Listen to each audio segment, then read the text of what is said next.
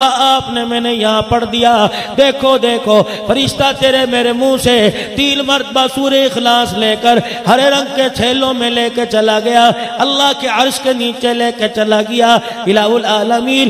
اللہ اکبر۔ Darul Uloom انوریہ Ajmal tone میں لوگوں نے 3 مرتبہ سورہ اخلاص پڑھا، اس کا کیا کرنا ہے؟ پروردگار عالم جاننے کے باوجود پوچھتا ہے ان کے خاندان میں کوئی مرا تو نہیں؟ کسی کی اماں فوت ہوئی ہے، کسی کا ابا فوت ہوا، کسی کا بھائی کسی کا رشتہ دار فوت ہوا، الہ العالمین اعلان کرتا ہے پھر سورت پڑھنے والے کو کہہ دے 3 مرتبہ پڑھنا تیرا کام ہے، تیرے مرنے والوں کی قبروں میں پورے قرآن پاک کا ثواب پہنچا دینا میرا کام ہے۔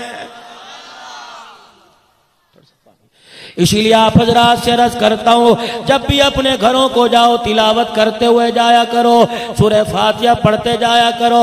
الحمدللہ رب، پڑھ لو ساتھ، اس کی بھی خوشخبری سنو۔ الحمدللہ رب العالمین الرحمن الرحیم مالک یوم الدین ایاک نعبد و ایاک نستعین اہدنا الصراط المستقیم صراط الذین انعمت علیہم غیر المغضوب علیہم ولا الضالین آمین۔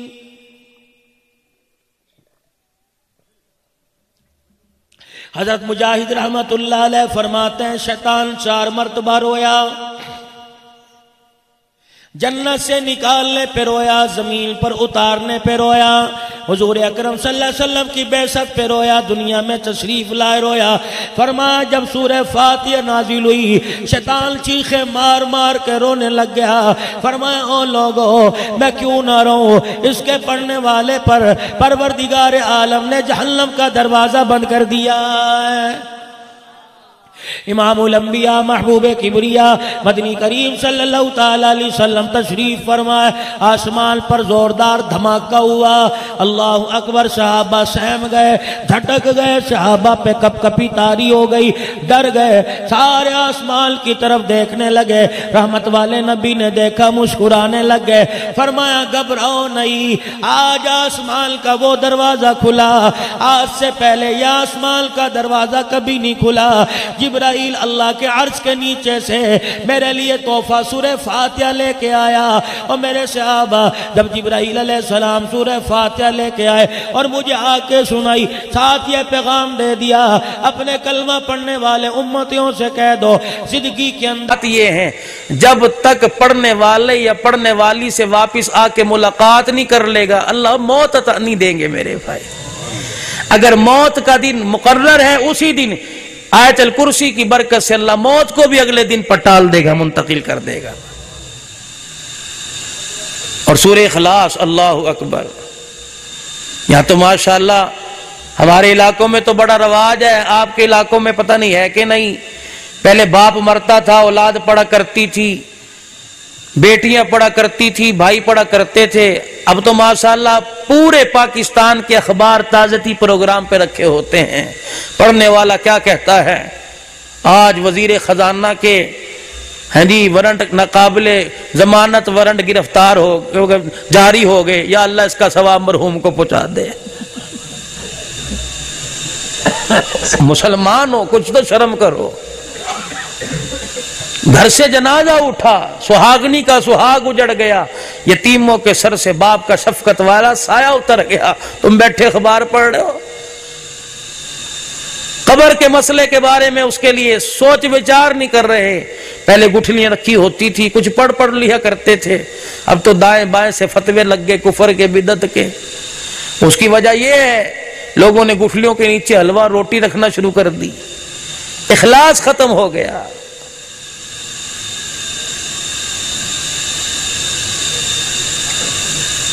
قبر پہ کھڑے ہو کے اعلان ہو رہا ہے کل قل خوانی ہوگی، دوڑ رہے ہیں مولوی صاحب ثواب کوئی قرآن پڑھیں دے دو۔ ایمانداری سے بتاؤ حکیم نعیم صاحب روزانہ 1 سپارہ پڑھتے ہوں گے انشاءاللہ، وہ پڑھ کے یوں کہتے ہوں گے اللہ جو کاموں کی میں مرا میں نے اس کے لیے سنبھال کے رکھا ہے،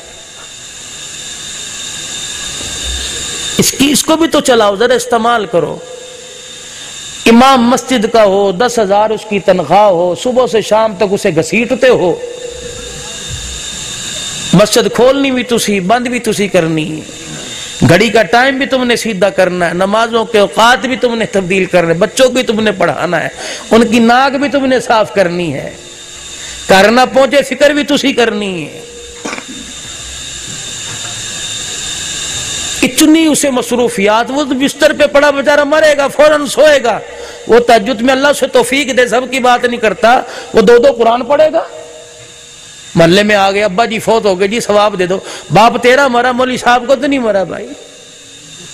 مولوی صاحب کا ماشاءاللہ براڈ مائنڈڈ ہے اور کشادہ دل ہے، انہوں نے ایک دو پر بریک رکھی نہیں، انہوں نے کہا لکھ 50 قرآن لے جا بھائی، وہ تو تاج کمپنی میں آیا۔ قرآن کی آیتوں کے تلے سجا کے لائے ہو، ان کے بھی حق پورے کیا کرو۔ وہ کام کرنے والی نوکرانیاں نہیں ہیں، تمہاری گھر کی وارثہ، تمہارے بستر کی وارثہ، تمہارے گھر کی مالکن، تمہاری نسل کو آگے چلانے والی ہیں۔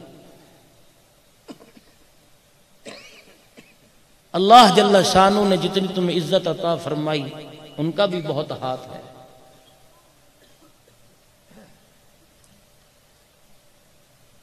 تو آج کا یہ پروگرام دو لحاظ سے کامیاب ہے، مرحوم کی زندگی کو خراج تحسین پیش کرنے کے لیے، اور طلباء کرام کو ان کی سالانہ محنت پر ان کی عزت افزائی ان کو پیش کرنے کے لیے پروگرام سجایا گیا۔ اللہ جل شانہ نے قرآن کریم میں بہت ہی خوبصورت انداز میں ارشاد فرما دیا کہ او لوگو، جس طرح یہ لوگ میرا ذکر کر رہے ہیں تم بھی میرا ذکر کرو، تاکہ دنیا کے اندر میں تمہیں اپنا خلیل پکڑ لوں۔ خلیل اللہ کا دوست، اللہ کا محبوب، جس طرح ابراہیم علیہ السلام اللہ کے خلیل بنے، پروردگار عالم کی محبت میں سب کچھ لٹا دیا۔ ارشاد خداوندی ہوا واتخذ اللہ ابراہیم خلیلا،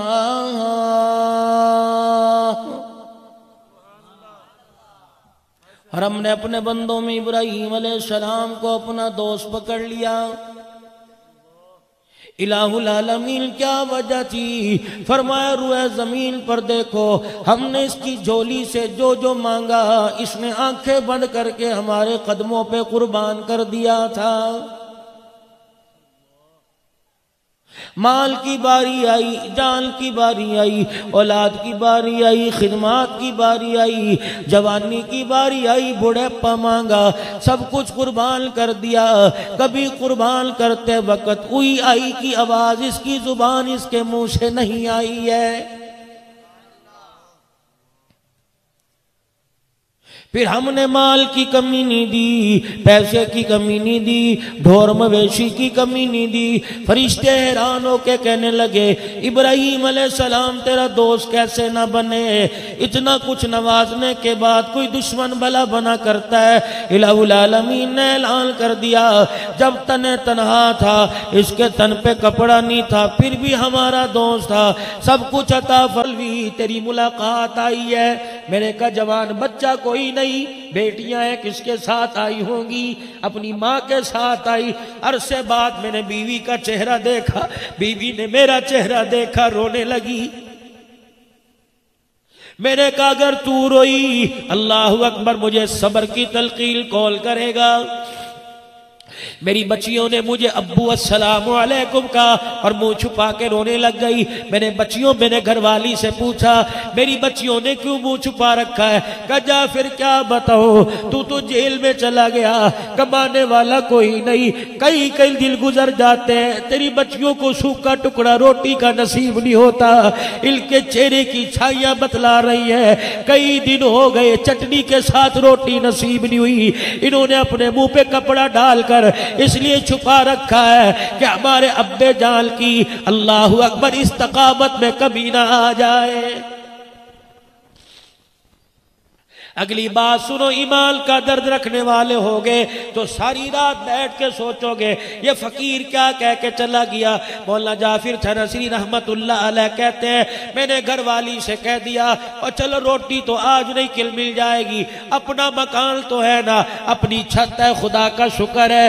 میری گھر والی کی چیخ نکلی، میری بچیوں نے میری گھر والی کے منہ کو دبا دیا، اماں بات نہ کریو، ابا صدمے سے مر نہ جائے۔ میں نے کہا بتاؤ تو صحیح کیا بات ہے؟ کہنے لگے جب پھانسی کے آرڈر تیرے پاس جیل میں آئے، ادھر انگریزوں نے ہمارے گھر پہ بلڈوزر پھیر دیا، تیری بچیاں 4 دن کسی کے گھر رہی، 3 دن کسی کے گھر رہی، اللہ اکبر، لوگوں نے مولویوں کی بچی سمجھ کے دھکے دے کے نکال دیا۔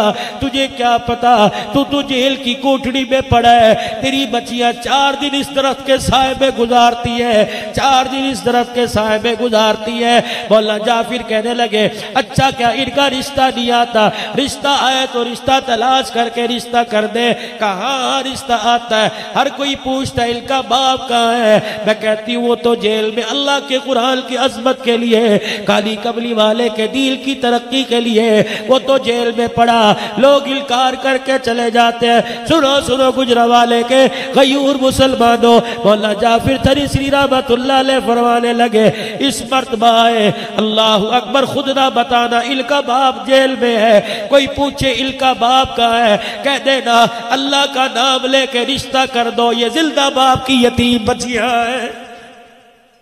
اللہ نہیں دیکھ رہا،